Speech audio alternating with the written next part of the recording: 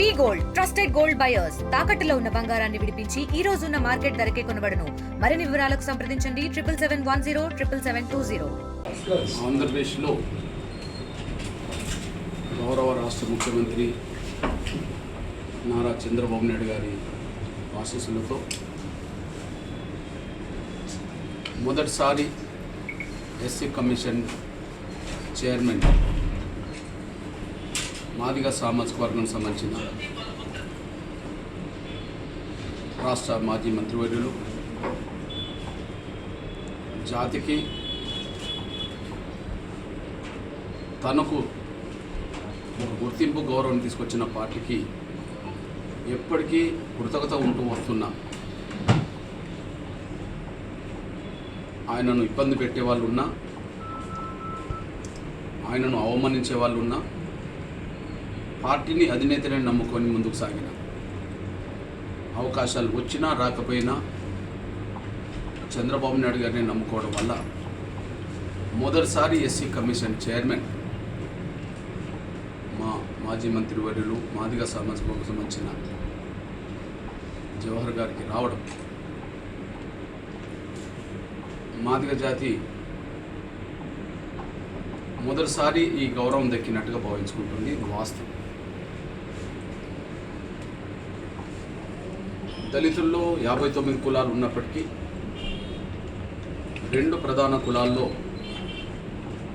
ఒకరు అవకాశం పొందిన కులాలుగా, ఒకరు అవకాశం దక్కని కులాలుగా చరిత్రలో నమోదైపోయింది.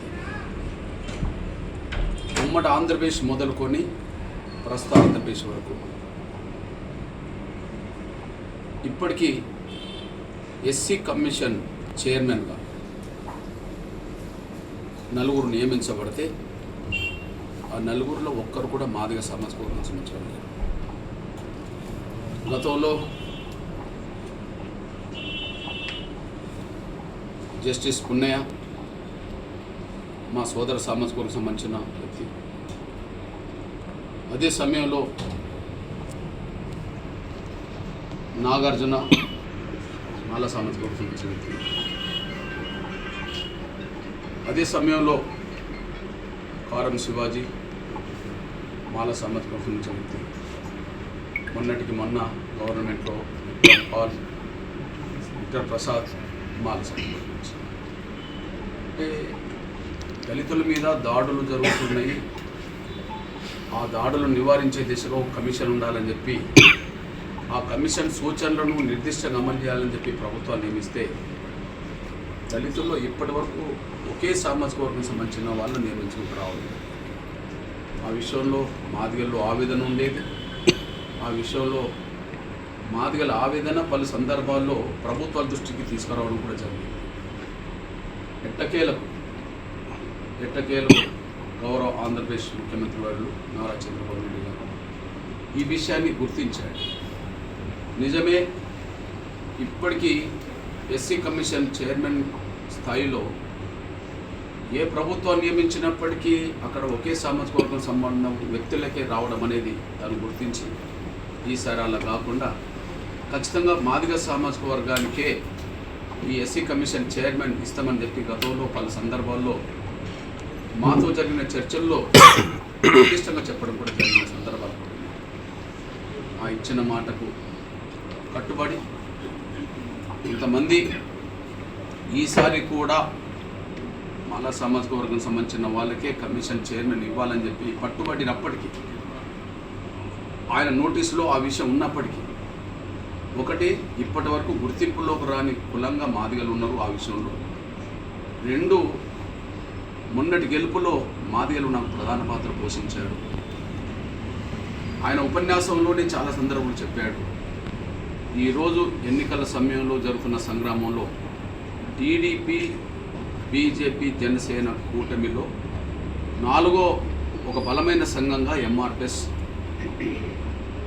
కూటమి గెలుపు కోసం సమానంగా కష్టపడుతుందని చెప్పి చాలా సందర్భాల్లో తను బహిరంగ ప్రకటన చేయడం. ఆ విషయాన్ని తను గుర్తుంచుకున్నాడు. ఇంతవరకు మాదిగలకు అవకాశం రాలేదనే విషయం కూడా గ్రహించాడు. తనకు అండగున్న వాళ్ళకు నేను అండగా ఉండడం బాధ్యతగా భావించుకున్నాను. అది ఇచ్చేటప్పుడు ఎవరిని గుర్తించాలనే సమస్య వచ్చినప్పుడు పార్టీకి లాయల్టీ ఎవరు, దళితుల పట్ల ఖచ్చితంగా సమస్య వస్తే దళితుల పక్షాన్ని నిలబడి న్యాయం కోసం నిలబడేటోళ్ళు, అవకాశం వచ్చినా అవకాశం రాకపోయినా నమ్ముకున్నది ఎవరని చెప్పి ఆయనకైనా విశ్లేషించుకున్నప్పుడు బాబు గారు విశ్లేషించుకున్నప్పుడు ఈ ఎస్సీ కమిషన్ చైర్మన్కు ఖచ్చితంగా మాజీ మంత్రివర్యులు జవహర్ అయితేనే కరెక్టు. మాదిగ సామాజిక వర్గం సంబంధించిన ఆ ప్రాతినిధ్యం ఇవ్వడంలో ఇటు దళితులను ఇటు పార్టీని ఎక్కడ కూడా లోటు లేకుండా చూస్తాడనే ఒక నమ్మకంతో ఆ అవకాశం నా సోదరికి కూడా జరిగింది.